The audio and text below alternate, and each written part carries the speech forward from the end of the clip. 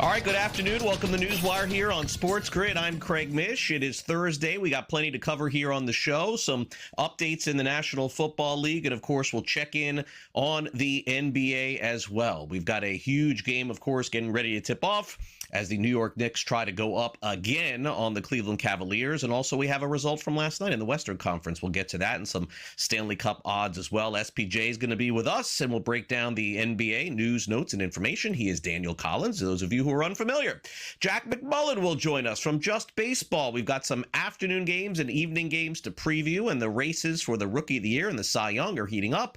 And our resident expert on streaming and sports watching, Simon Applebaum, at 12:42 Eastern, so stay on the grid for that. But let's start off with the National Football League. Some big news yesterday as Nolan Smith, one of the better players on the defensive side of the Eagles, has been arrested, accused of speeding and reckless driving in Georgia. This is what the Twiggs County Sheriff Office told ESPN on Wednesday. Clocked at 70 miles or 135 miles an hour in a 70-mile-an-hour zone. He made bond, but naturally this could affect the Eagles' upcoming season. Meanwhile, in the NBA last night, things went as planned for the Oklahoma City Thunder. They win 122-113 and just covered that spread, 7.5 points. But Jalen Williams, who already missed 6 playoff games with a hamstring strain, left this one again. So we'll see if he is healthy for the next one. Shai Gilgeous-Alexander had 30 points.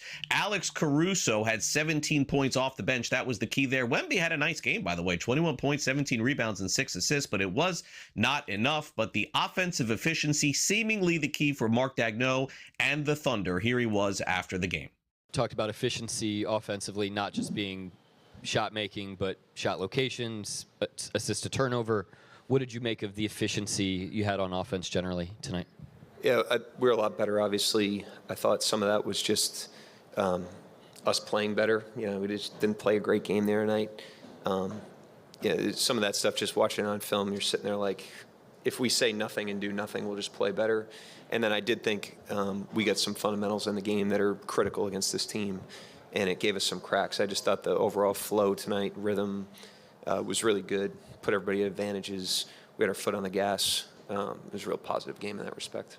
Down Fox, then Harper's out. What kind of pressure does that put on the rest of your backcourt in a game like this?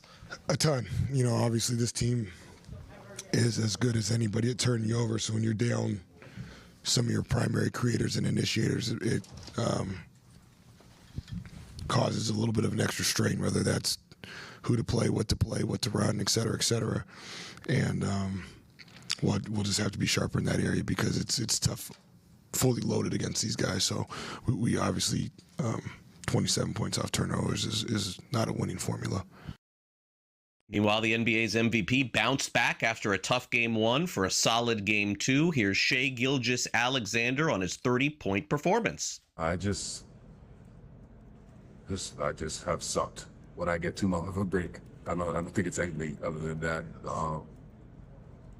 I don't know. I guess I got to do a better job in my breaks, especially during the playoffs. I don't know if it's anything other than that, to be honest. Yeah, and I think it was like 42 seconds left. You hit that midi that you were trying to hit for like 2 minutes straight. And you told the guys, all right, like calm down. You said it explicitly, but calm down. What'd you feel in that moment to tell them that? No, Jared was yelling at me while I was shooting. And I was just like, bro, I'm shooting. Like, don't distract me. So, yeah, that's all I was literally just telling Jared to calm down. But that's what great shooters do, like, you know, when they're open. So, yeah, we hashed it out, worked out. All right, we'll see now with things, of course, shifting back to San Antonio, how the Spurs will rebound. Meanwhile, Shohei Ohtani's uneven season wasn't that last night. Hasn't had the best offensive season, but has pitched great. Last night, did both. Ended up pitching and hitting in the Dodgers' 4-0 win in their showdown with the San Diego Padres. Ohtani 5 innings pitched and 4 strikeouts and also hit a home run. Ohtani, after the game, probably did not have his best stuff, only going 5 innings, but manager Dave Roberts said it was enough. Well, Dave, first, just with Shohei Ohtani tonight, what were you seeing from him as he navigated through 5 innings? Did it feel like it was a grind, but also just how he was able to do it? I thought it was a little bit of a grind in the sense that I don't think he felt his best. I think in that 3rd or 4th inning, you can see kind of him putting the governor on his fastball and just managing it, and then reaching back for more when he needed to. So I don't think he had his best stuff tonight, but he found a way to get big outs when he needed to. Got that fielder's choice, to hold the runner at third base right there.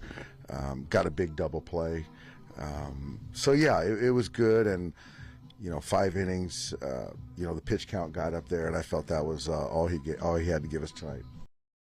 Meanwhile, the Reds beat the Phillies yesterday. Reds finally take care of the red-hot Phillies, who seem to win every series under Don Mattingly. This was the first one that he did not win as skipper of the Phillies. Sal Stewart was the story yesterday, maybe Rookie of the Year in the National League. He had 4 hits and said after the game he was locked in. It's been a struggle on the road for you guys of late. What does this victory and this series victory mean to you guys? Yeah, it means a lot. We kind of went through a rough patch there, and the resilience that this team has is second to none, and I always trust these guys, and I know we're going to keep coming out here and playing hard. So, man, I love these guys, and I love playing. I love coming out here, so I'm happy that we got the series win. How about the hottest team in the American League? That's got to be the Tampa Bay Rays. They just keep winning. They swept the Orioles. They're 9-0 against the American League East this season, and they came back to win 5-3. 13th comeback win of the year. Hunter Fiducia ended up hitting a home run. And Jonathan Aranda's having a nice season as well. Said they just keep rolling. Johnny, 13th comeback victory of the year for you guys. You're down there. You wait on that changeup. Take me through the approach to tie this game and ultimately help this team come back to win. Yeah, I was waiting for my at-bat the entire time, right? I knew once I was coming up that this was going to be the big at-bat of the day, and I just pushed out all the negative thoughts, and thankfully, I came through. Brewers beat the Cubs 5-0 yesterday. So speaking of hot, they win as slight road dogs, and the Cubs have now lost 5 straight games and 9 out of 11. How about that? Kyle Harrison, what a great trade it was getting him in the fold for Milwaukee. 11 strikeouts in 7 innings, but things seemingly going a little south for the Cubs. Here's Craig Counsell. Well, this is our job, man. You get an off day, and that's nice. And you get a little break from it. You get a little time to reflect, and then you come out and you got another game to win, and that's the schedule. It forces you to move on. Trey Savage of the Toronto Blue Jays seemingly picking up where he left off last year. He won yesterday and pitched 6 innings, 8 strikeout ball. Cam Schlittler, who's the current Cy Young Award favorite in the American League, didn't get much offense, but it certainly was a duel down to the wire. Here's Schlittler afterward on his duel with Savage. And there were a lot of expectations of you meeting up against Savage. What was it like for you? Yeah, he's a good player. It was a good battle there. Obviously slipped away from me there towards the end, but again, I like the fight we had, in that last inning. I thought it was a great rally. So, unfortunately we came up short, but, I get out of that inning, maybe, again, probably a different outcome to that game. And Schlittler's still the favorite, by the way, to win the American League Cy Young. Now let's get to the Stanley Cup playoffs, where we're cruising toward the finals here. The Golden Knights beat the Avs 4-2, so they open up with a series win. And then tonight, we've got Game 1 of the Eastern Conference Finals. I know a lot of anticipation for this one, certainly for the Montreal Canadiens and Canada in general. But look at this. Minus 200 for Carolina going into Game 1 of the Eastern Conference Finals. By the way, total of 5.5 in this one as well. All right, let's do this. We'll take a brief timeout here on NewsWire. When we come back next, we'll dive into the latest in the National Basketball Association. SBJ will be with us. He'll tell us why the Thunder won last night's game and covered the spread. We'll also talk with Jack McMullen about some baseball, and then Simon Applebaum with the very latest on streaming and ratings across the globe. We'll be back with more NewsWire here on SportsGrid, talking some NBA with Daniel Collins right after this quick timeout. So stay on the grid.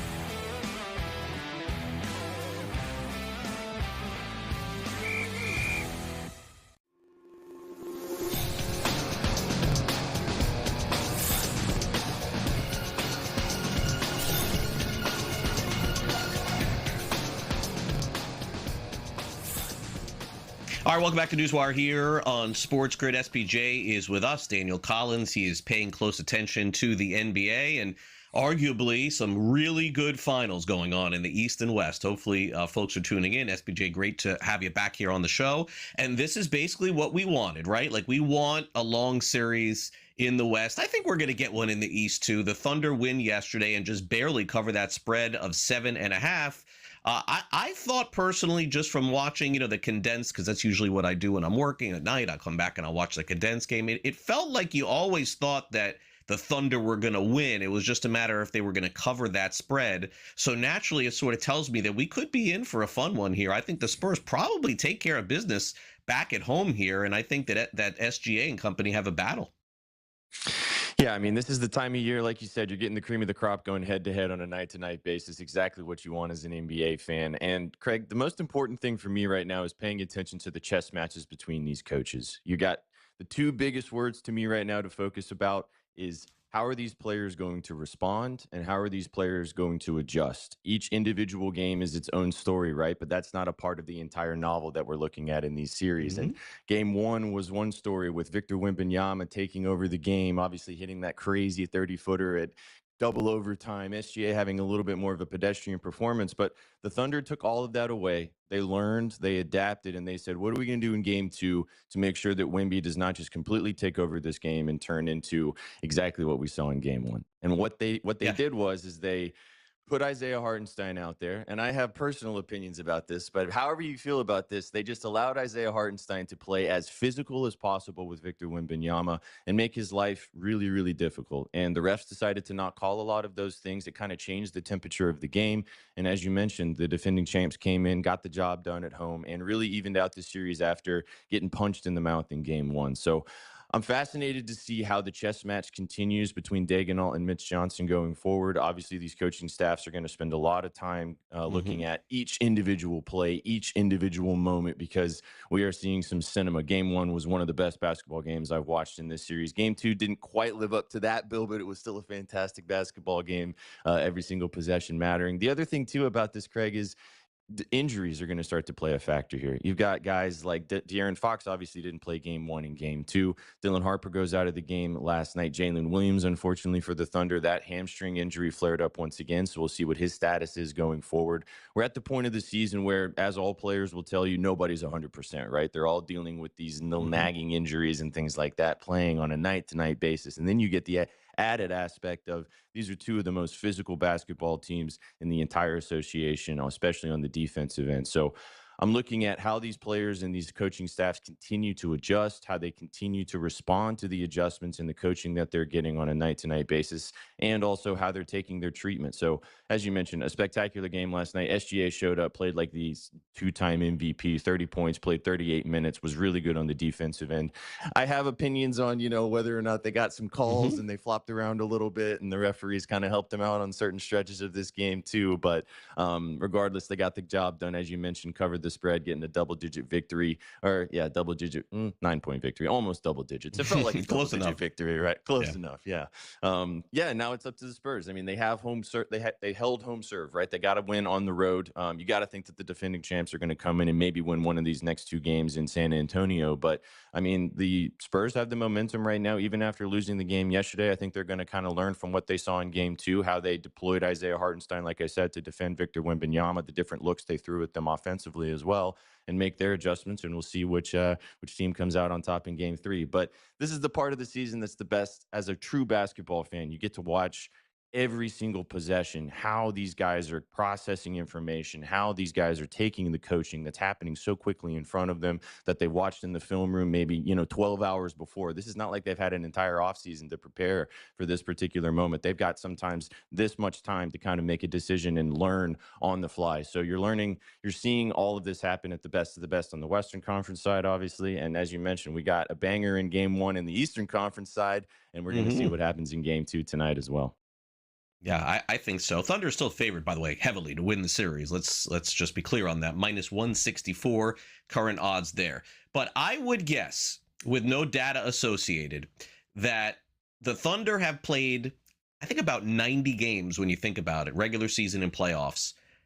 I'm going to say that less than 2 or 3 times they've been dogs. in games this season, and that's even without SGA playing. But here we are going into the next game, and maybe, by the way, I would say this: if the Thunder win and win by more than a deuce, this is it, SBJ. I don't think that they're dogs any game the rest of the way. So that would be the question. Do you think that this is it? Do you think that this is the Thunder moment to just ride them to the end? Or conversely, do you think maybe the Spurs just simply, like the regular season, have their number?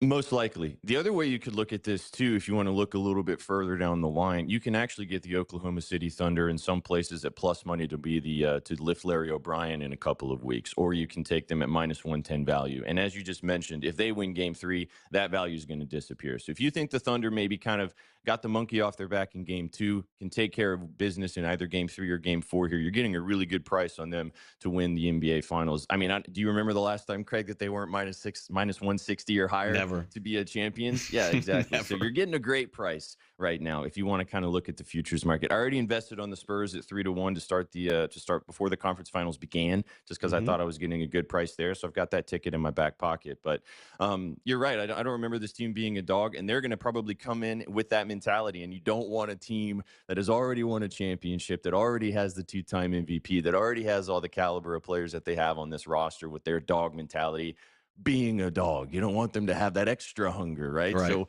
we're gonna see what happens in Game 3. I mean, again, this series is going to be blow for blow. Mike Tirico and Reggie Miller and Jamal Crawford have been fantastic calling these games, and they talked about it. It's felt like a heavyweight fight already. And Game 1 was that way. Game 2 was exactly the same way, and we're going to see what happens when this turns the page to San Antonio. I don't see this changing. It's going to be more of the exact same thing, haymaker after haymaker after haymaker. So you better strap in and get ready for a dogfight for 48 minutes. So I'm super excited to see how this series continues to play out. And as you mentioned before, I mean, this series has been awesome, and I didn't know what the Eastern Conference Finals was going to hold. People were kind of like, I don't know, maybe it's not going to be as good of a series. But man, oh man, we got cinema in Game 1. Probably not the kind of cinema Cavaliers fans would be looking forward to, but we're going to see how they're going to respond tonight in the Garden, and if the Knicks can pull some magic out of their hat once again. All right, well, hold that thought, because we'll break that game down next with SBJ when we come back on NewsWire.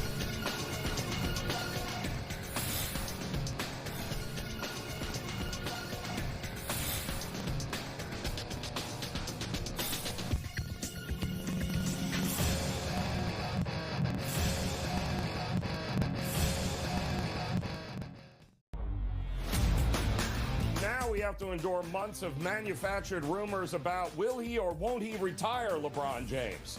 They are probably, Donnie, working on the Decision 2.0 for Amazon Prime as we speak. Is Jim Gray still around? But here is the beauty of the predictive markets. They make insufferable stories about insufferable people highly profitable. The Early Line, only on SportsGrid. You can recruit super young talent that may go in the NBA. You can recruit older guys and have them grow up together. But if you want players to stay, either sign them to contracts or treat them well enough where they're going to stay. To me, it's pretty simple. And, you know, a lot of coaches last year had good years, and they left skid marks on their schools, and nobody said a word. Outspoken with Dan Cilio, only on SportsGrid.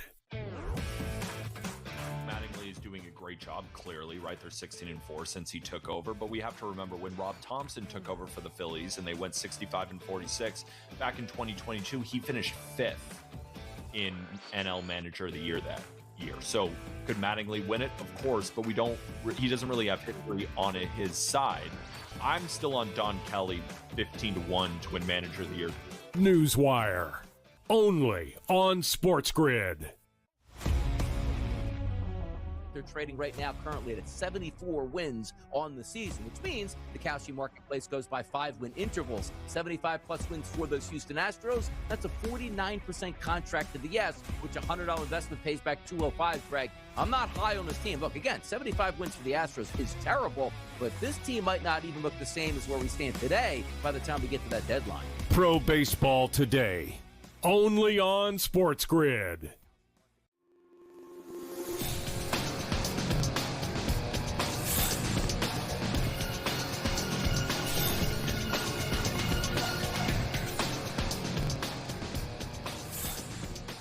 Welcome back to NewsWire here on SportsGrid. Daniel Collins, SPJ, is here with us. We've got a game tonight between the Cavs and Knicks to break down. So let's take a look at the odds. The Knicks are 6.5-point home favorites. The total is 216.5.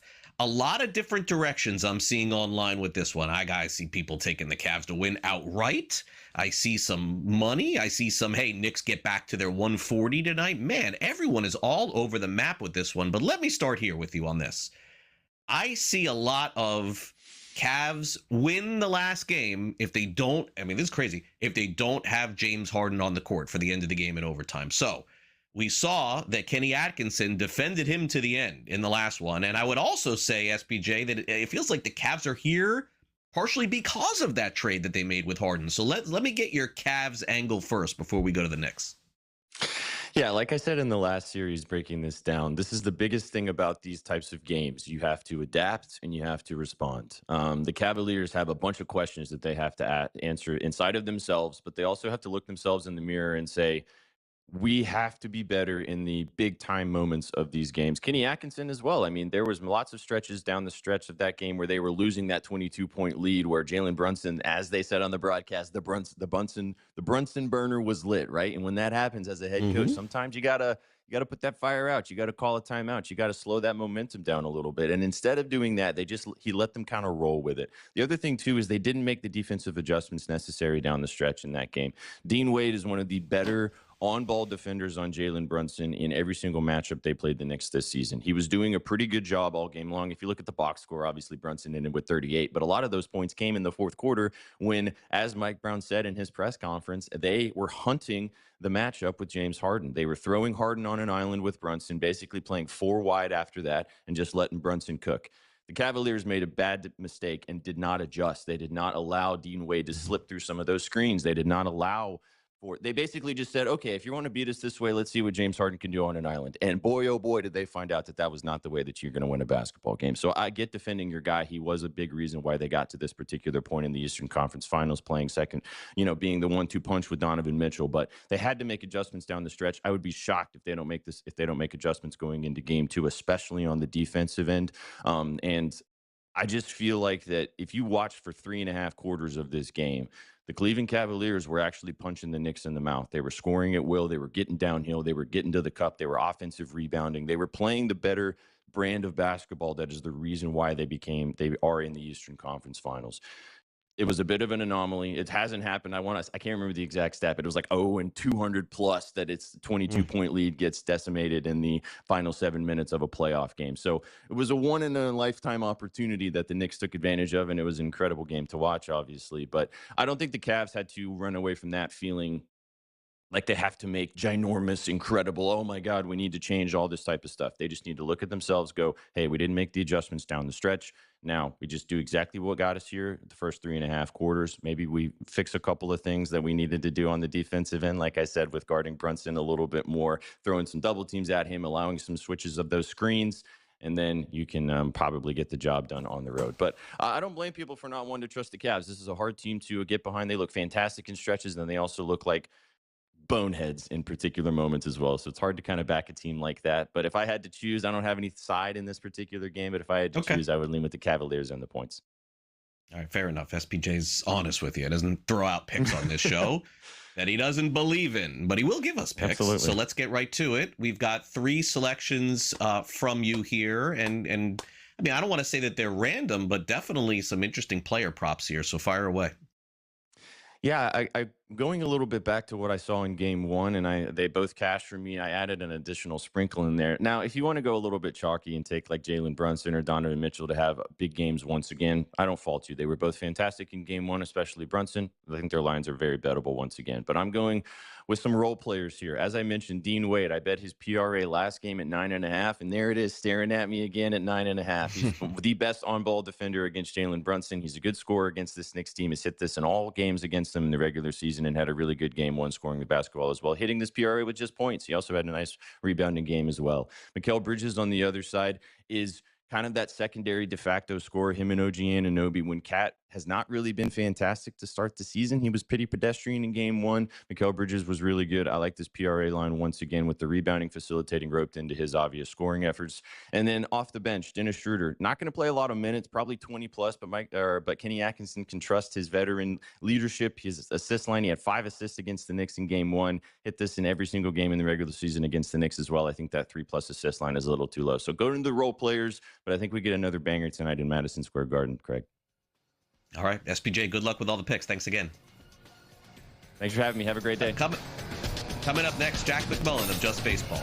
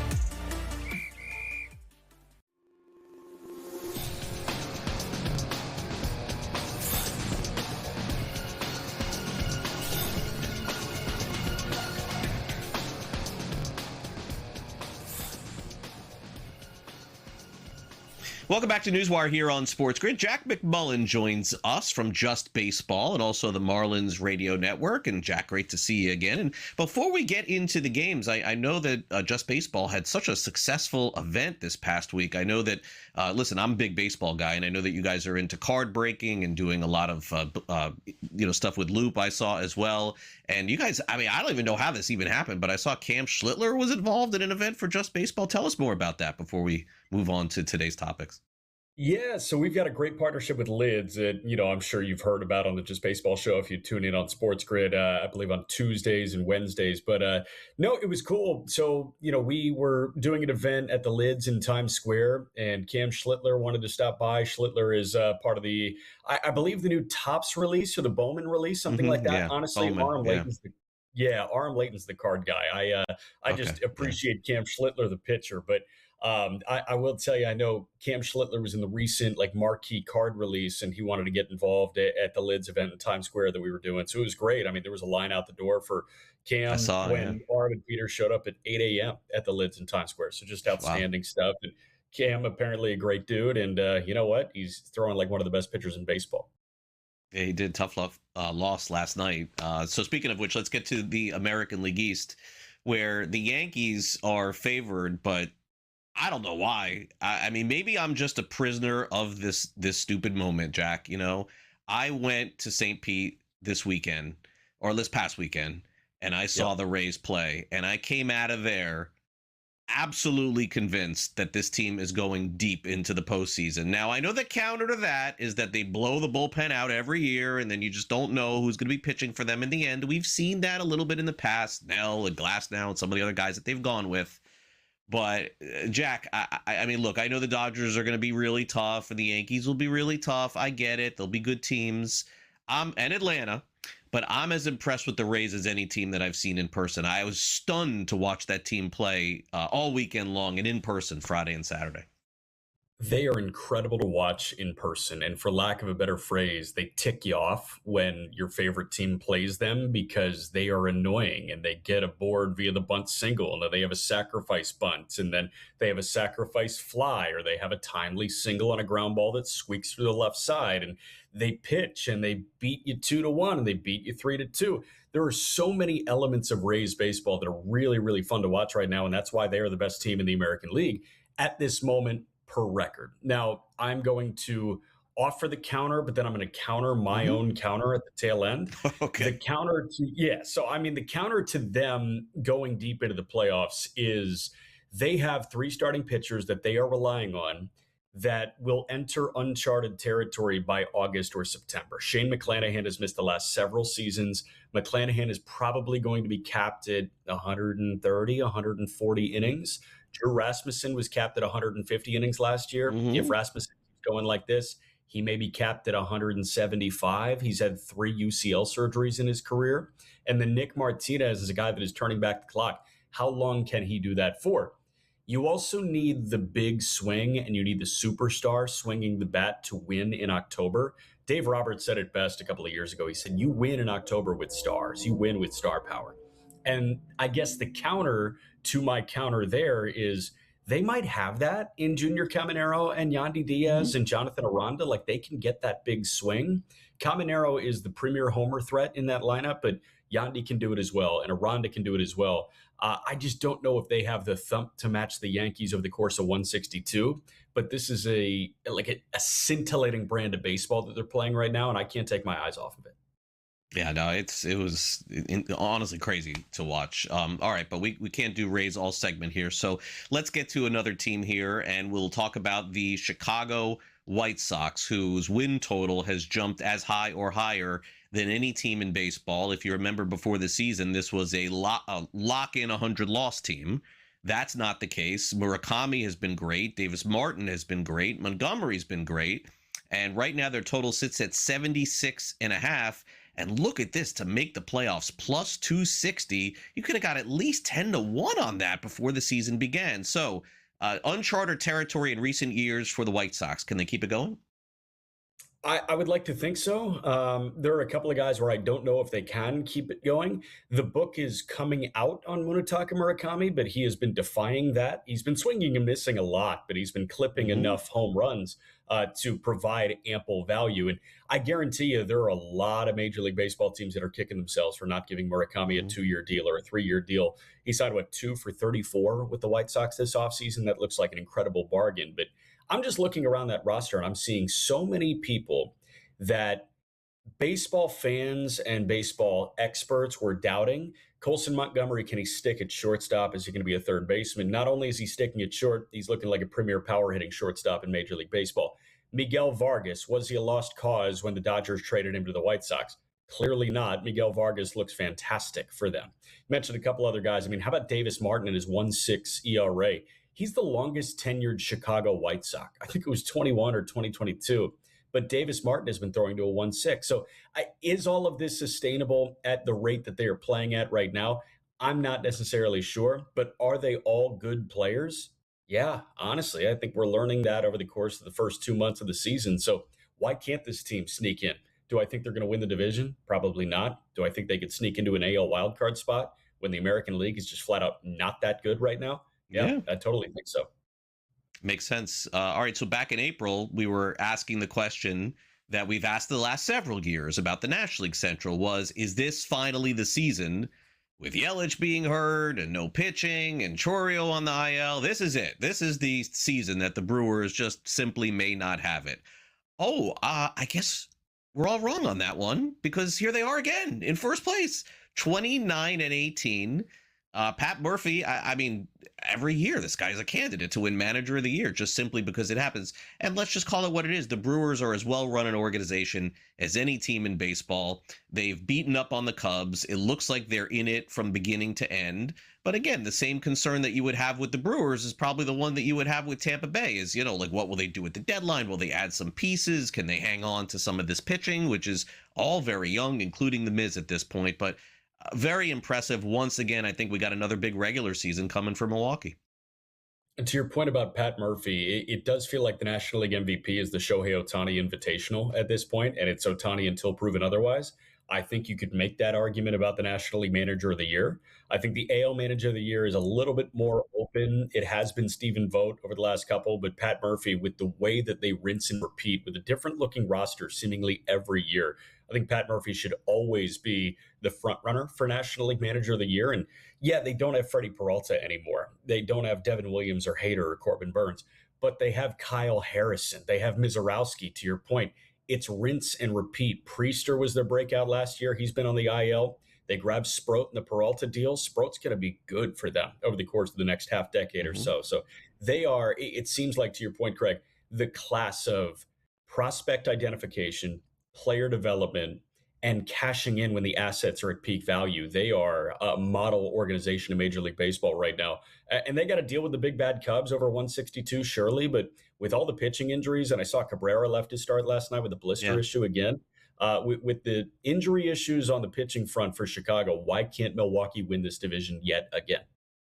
Yeah, they probably could. All right, real quick, let's look at the Cy Young. This is as bunched up odds as anything right now in baseball, just because Christopher Sanchez pitching out of his mind, and Skeens is always going to be among the favorites, but Mizorowski, we know Ohtani wants a Cy Young. I mean, that's why all this stuff I think is going on this season with him not batting. And I mean, he probably told them at the beginning of the year, I want to win the Cy Young, figure it out. And that's what the Dodgers are doing. And Chris Sale was just so boring last night, right? Like, it was like, strikeout, pop up. I mean, gosh, the guy is just so good. So I think those are the guys maybe with Burns on the outside.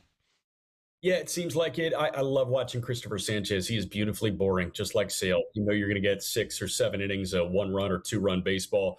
And Ohtani, it's been amazing. I just don't know if he's going to throw enough innings, to be totally honest with you. Yeah, but you know what? Sense. If he sets his mind to it, by all means. Could be. All right, Jack, see you at the park later. Thanks again. All right, Craig. Simon Applebaum up next.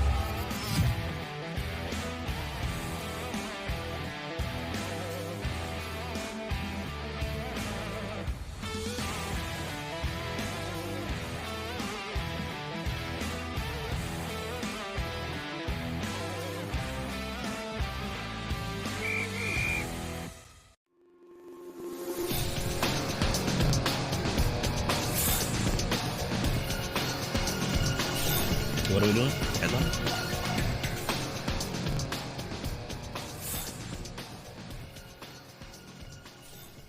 All right, welcome back to NewsWire here on SportsGrid. We'll get back to Simon Applebaum here in just a minute, but let's recap what happened in the NBA last night. We'll start there. In case you missed it, the Thunder beat the Spurs. The final score last night in the game was 122-113. So that means the series is tied at 1, and it also means the Thunder cover the spread. But there was a key injury in the game, which we haven't gotten an update yet. That is Jalen Williams, who missed some time with a hamstring strain, seemingly has injured it again. Now, game 2 is coming up on Friday night, so there's still another 24, 48 hours before we have to figure out if Williams is going to play. SGA last night had a good game. He had 30 points. Victor Wembanyama had 21, 17, and 6, but it wasn't the 40-point, 20-rebound performance he had in game 1. So it was all about offensive efficiency for the Thunder, who put up 122. Let's hear from head coach Mark Daigneault and Mitch Johnson on the outcome of this game. Talked about efficiency offensively, not just being shot making, but shot locations, assist to turnover. What did you make of the efficiency you had on offense generally tonight? Yeah, we're a lot better, obviously. I thought some of that was just us playing better. You know, we just didn't play a great game there tonight. Yeah, some of that stuff, just watching on film, you're sitting there like, if we say nothing and do nothing, we'll just play better. And then I did think we got some fundamentals in the game that are critical against this team, and it gave us some cracks. I just thought the overall flow tonight, rhythm, was really good, put everybody at advantages. We had our foot on the gas. It was a real positive game in that respect. Down Fox, then Harper's out. What kind of pressure does that put on the rest of your backcourt in a game like this? A ton. You know, obviously this team is as good as anybody at turning you over, so when you're down some of your primary creators and initiators, it causes a little bit of an extra strain, whether that's who to play, what to run, et cetera, et cetera. And we'll just have to be sharper in that area because it's tough, fully loaded against these guys. So we obviously 27 points off turnovers is not a winning formula. And when you win NBA's MVP, you're subject to some criticism, fair to say. Shai Gilgeous-Alexander's first game of the series, not what he expected, but did bounce back last night. So this question of rest versus rust, it appears that SGA believes that there was some rust for him in game 1. Here he was after the game talking about that. I just have sucked when I get too much of a break. I don't think it's anything other than that. I don't know. I guess I got to do a better job of my breaks, especially during the playoffs. I don't know if it's anything other than that, to be honest. Yeah, and I think it was like 42 seconds left. You hit that midi that you were trying to hit for like 2 minutes straight, and you told the guys, "All right, like calm down." You said it explicitly, but calm down. What'd you feel in that moment to tell them that? No, Jared was yelling at me while I was shooting, and I was just like, "Bro, I'm shooting. Like, don't distract me." So yeah, that's all I wasn't telling. I was literally just telling Jared to calm down. But that's what great shooters do, like, you know, when they're open. So yeah, we hashed it out, worked out. And we have a game 3, coming up on Friday night. So we will preview naturally that game tomorrow.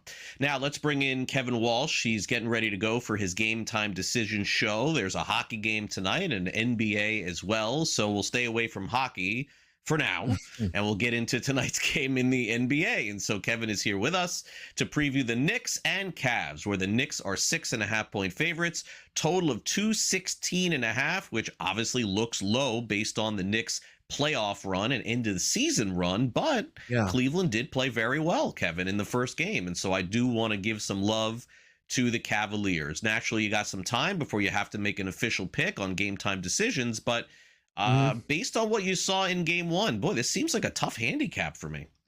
You know, the total, Craig, I'm glad you brought that up because, so I didn't bet the total in either of the first 2 games, but you ended up with game number 1 going over the total in the second overtime. It didn't even get there in the initial overtime. If Wemby missed the 30-foot 3 in the first overtime, the game probably goes under. Then you get game number 1 of Knicks Cavs, goes to overtime again, and it gets over by a point. So now you're sat there if you're somebody who capped these games, first two games, you said under, you were right. You were right. And you lost both of them in pretty difficult fashion. What happened with the books, though, is they agreed with your initial process. Maybe some of it was spot, but how do they match up? This thing leans under. They dropped yesterday, Craig, the total on close of OKC San Antonio by almost 8 points. Flies over the number. So here we are now, Knicks Cavs. This total's dropped about 4 points. I'm not so sure that's exactly how it should go. As someone who has been a little bit interested on the Knicks on the spread in this game, I'm wondering if it's maybe safer's not the right word, but maybe more palatable for me to bet a Knick team total and not worry about them covering or even winning the basketball game, just getting over, especially if we can maybe grab a 109 and a half at some point.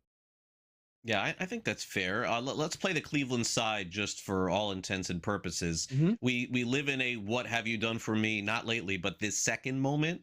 And I personally, I talked about this earlier in the show. I don't think the Cavs even get to this point without making that trade. I know Garland's a good player, but clearly Harden got them or helped them get there to this point. And then all of a sudden, his plus minus on the court at the end of the game, and really, everyone's saying that he cost them the game in the end. Atkinson defends him.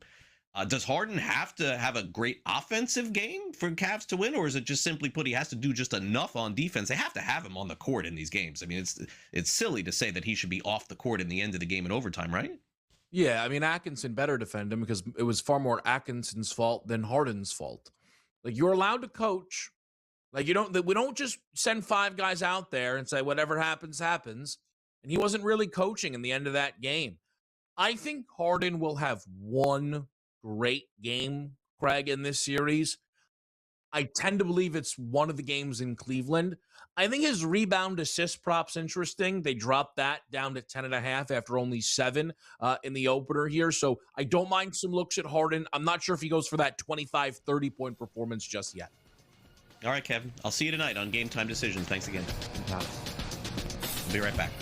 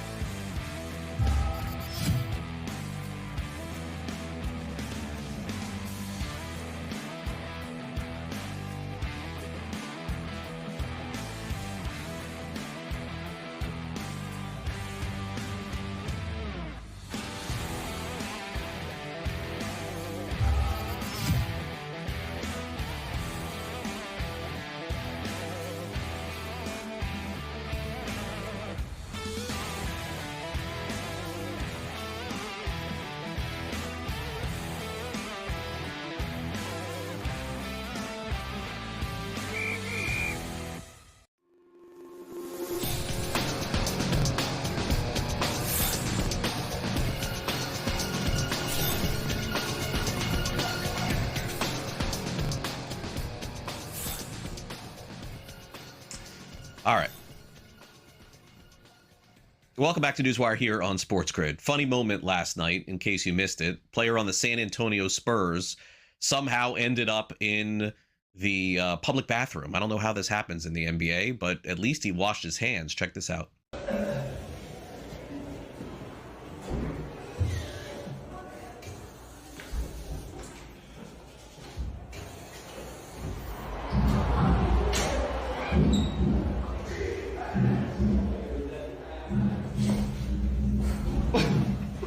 Yeah, that was Carter Bryant. That first guy that walked out of the bathroom, imagine what he was thinking. Like, who the heck gets dressed up in a Spurs uniform for the game, right? That's actually kind of funny. All right, as we end the show today with some last licks, the Mets make a bit of a mistake. They end up correcting it, and that and a whole lot more. So let's wrap up today's edition of NewsWire, as I said, with some last licks.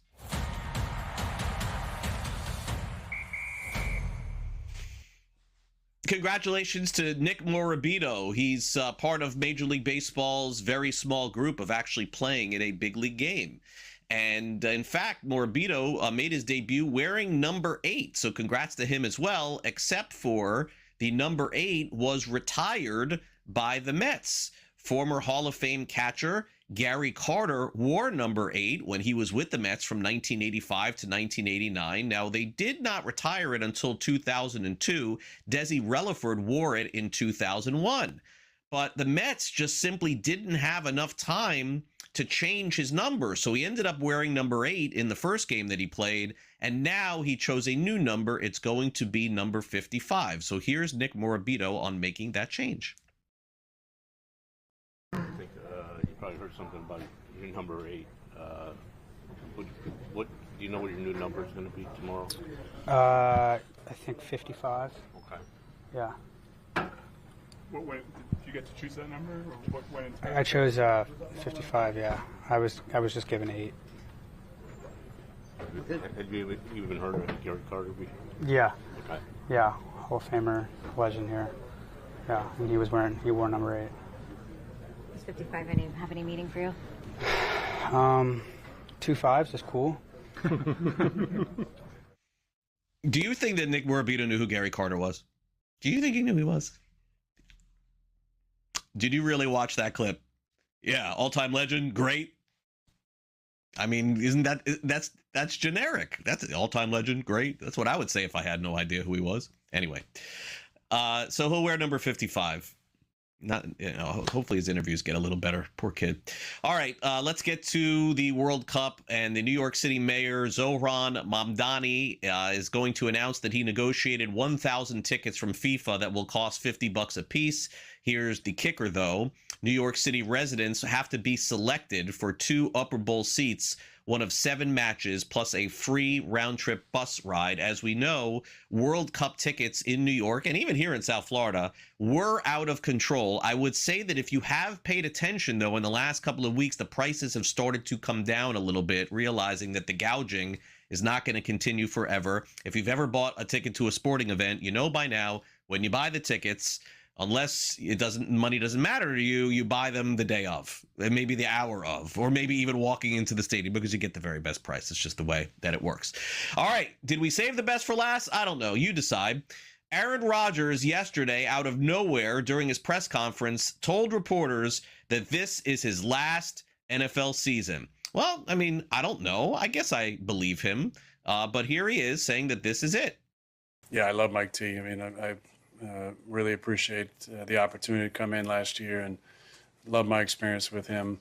And, I thought when he said he was stepping away, that was an emotional moment just because we all love him so much and care about him. And, I thought that that was probably it for me in Pittsburgh. But when the decision was made to hire Mike, I started opening my mind back up to coming back.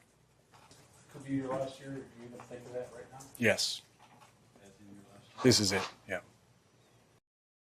Yeah, I do believe Aaron Rodgers, although the guy that he used to play with, Brett Favre, I believed him too when he said that this was it, when he played with the Jets, and then he played with Minnesota. He just kept coming back. I do think so, though. I'll take Aaron Rodgers for his word here, and it makes it a more compelling NFL season whenever you have Aaron Rodgers playing, let's be honest, too. So congrats on a great season, if this is indeed it. All right, that'll do it for our show today. We've got to get out of here. Thanks to SBJ for coming on the show. And again, thanks to Jack McMullen. Simon Applebaum, who we thought would be on the show, is going to be on tomorrow's show, so make sure you tune in then. Thanks again to Tommy and Pat. Not sure who was in today, but thanks to both of you. Thanks to Frank. Thanks again to Chris, our producer. I'm Craig Mish. I'll see you later on Game Time Decisions, or if you just love NewsWire, then you're out of your mind, because Kevin's show is great too. But I'll see you tomorrow. So.